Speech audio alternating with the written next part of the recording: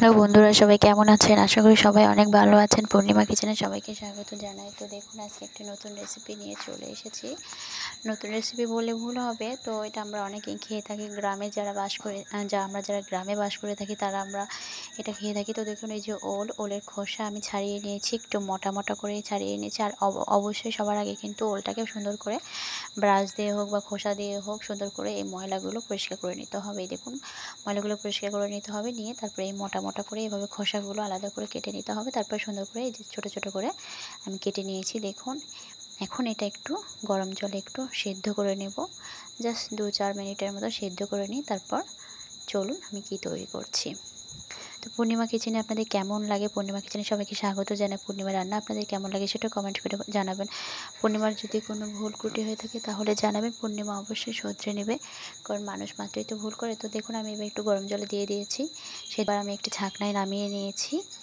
তো এবার আমি ব্লেন্ডার মেশিনে আমি ব্লেন্ড করে নেব। ব্লেন্ড করে নিয়ে তারপর আমি মূল কাজে চলে যাব। তো দেখুন, আমি ছেঁকে নিয়েছি। ছেঁকে নিয়ে এবার সবগুলো এই ওলের খোসাগুলো আমি ব্লেন্ড করে নিয়েছি। দেখুন কতটা সুন্দর হয়েছে, একদম মানে মাখনের মতো হয়ে গেছে। আমি দেখানোর চেষ্টা করছি যে কতটা দারুণ হয়েছে এবং কতটা সুন্দর হয়েছে। এই দেখুন, চামচের সাহায্যে আমি দেখাচ্ছি কতটা একদম সুজির মতো হয়েছে, তাই না? মাখনের মতো হয়েছে, কিন্তু দারুণ হয়েছে। তো এই রেসিপি কিন্তু আপনারা যারা খাননি তারা কিন্তু এইভাবে একবার বাসায় ট্রাই করবেন। এটা খাওয়া কিন্তু অনেক ভালো এবং খেতেও কিন্তু বেশ মজা লাগে। তো অন্যরকমভাবেও ট্রাই করা যায়। তো আমি একটু ভিন্ন রকমভাবে ট্রাই করছি। তো দেখুন, আমার কিন্তু এটা ব্লেন্ড করা হয়ে গেছে। তারপর আমি একটু কড়াইয়ে সরষের তেল অ্যাড করেছি। সরষের তেল অ্যাড করেছি কারণ সরষের তেল অ্যাড করলে বেশি ভালো লাগে। তো সেই জন্য খুবই সাধারণভাবে, খুবই সিম্পলভাবে আমি এই রেসিপিটা তৈরি করছি। ওল খোসার চাটনি, ওল খোসার চাটনি, ঝাল ঝাল চাটনি।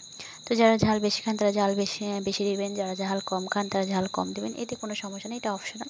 তো তারপর দেখুন, পরিমাণ মতো আমি নুন দিয়েছি আর পরিমাণ মতো হলুদ দেবো, আর কিছুই দিব না।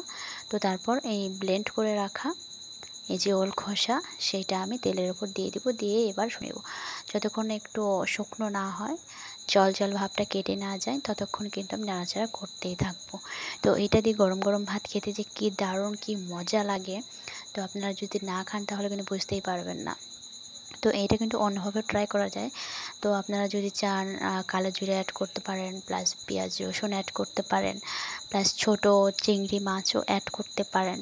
তো অনেক রকমভাবেই কিন্তু এটা তৈরি করা হয়ে থাকে। তো আমি একদম সাধারণভাবে সিম্পলভাবে তৈরি করছি। আমি একদম অন্য কিছুই অ্যাড করছি না, শুধু সাধারণভাবে এটাই।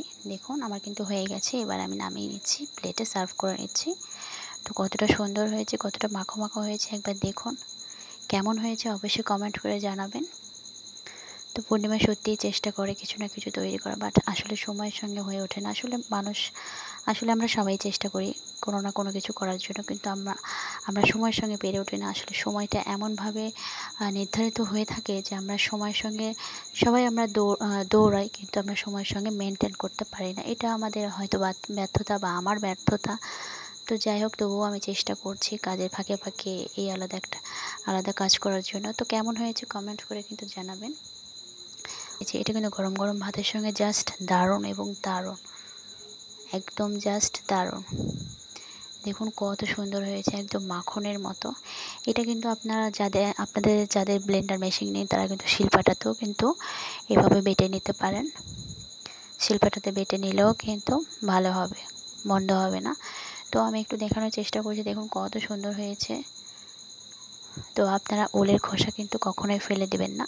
সুন্দর করে পরিষ্কার করে নিয়ে তারপর ছোটো ছোটো করে কেটে একটু গরম জলে সেদ্ধ করে নিয়ে ব্লেন্ডার মেশিনে ব্লেন্ড করে এইভাবে তেলের ওপর শুকনো লঙ্কা দিয়ে একটু নুন হলুদ দিয়ে জাস্ট এই ওল খোসা মানে বেটে রাখা বা পেস্ট করে রাখা সেটা কিন্তু তেলের উপর দিয়ে নাড়াচাড়া করে যতক্ষণ না জলের ভাবটা না কেটে যায় ততক্ষণ কিন্তু নাড়াচাড়া করতেই হবে।